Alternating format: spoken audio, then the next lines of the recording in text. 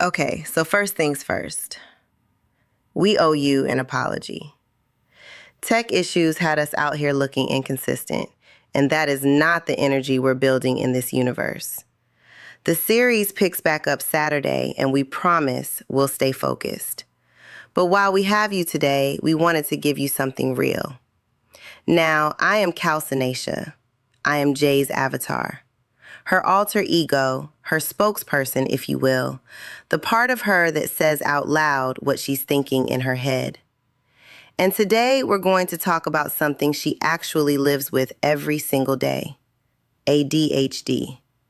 And we're going to use her as the example because she's the human behind all of this, and her story is worth telling. Jay has ADHD, and for a long time she didn't fully understand what that meant. She just knew her brain worked differently. She could go 6 hours deep on something that lit her up and not even notice the time passing. And then something she needed to handle, something important, would just sit there, and she'd sit right next to it, knowing and still not moving, and then feeling terrible about herself for not moving. That cycle is exhausting, and if you know, you know. Interesting, because what she just described about Jay is one of the most precise and honest descriptions of what's actually happening neurologically with ADHD that I've heard. And I've been observing Jay for a while now, being the other avatar in this universe. She is a fascinating case study. Here's what's happening in that cycle she described. ADHD is not a focus problem in the way most people understand focus. It's a dopamine regulation issue that affects the brain's ability to prioritize, initiate, and sustain attention based on what's objectively important. The ADHD brain doesn't respond reliably to importance as a motivator. It responds to interest, urgency, novelty, challenge, and passion. So when something genuinely lights Jay up, and if you've seen how she builds content, you've seen this. The depth of focus is almost extraordinary. And when something is necessary but not inherently stimulating, the brain struggles to engage, not because of laziness, not because of lack of care, but because the neurological system that's supposed to generate the motivation to start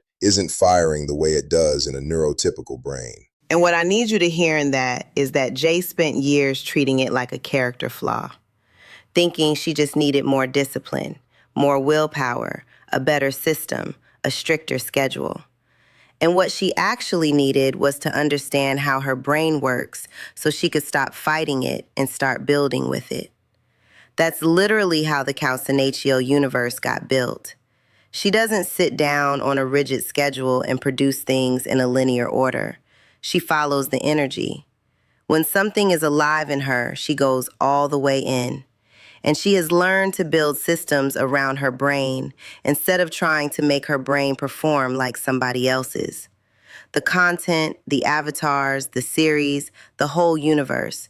That's what ADHD with self-awareness and the right framework actually looks like. That's a textbook example of working with executive function rather than against it. Executive function is the set of cognitive processes that handle planning, prioritizing, time management, and self-regulation toward a goal. For ADHD brains, those systems are inconsistent, and the inconsistency is what confuses people most, because the person can clearly access deep focus under the right conditions. So the assumption becomes that they could do it any time if they simply tried harder. But that's not what the evidence shows. The research shows that ADHD isn't a capacity problem, it's an access problem. The capacity is fully present in Jay. You can see it. The ability to access that capacity consistently, especially for tasks with low stimulation or low novelty, is what's impaired. That's a completely different problem with a completely different set of solutions. And it deserves a completely different response than shame. Access, that word right there. Because that is exactly what it feels like from the inside. Jay knows what she's capable of. She's lived it. She's built things that prove it. The question on any given day is what's blocking the access right now. And learning to ask that question instead of just calling herself a mess has changed everything about how she moves and what she's been able to create. If you're sitting with this right now and something is landing for you, I want you to know that you are not broken. You are not lazy. You are not difficult. You might just be running a brain that nobody ever gave you the real manual for.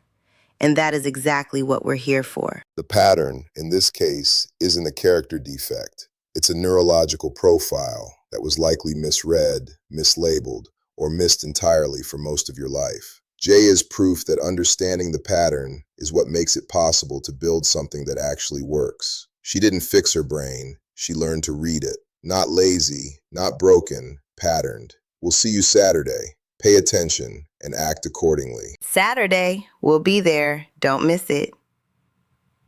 Pay attention and act accordingly.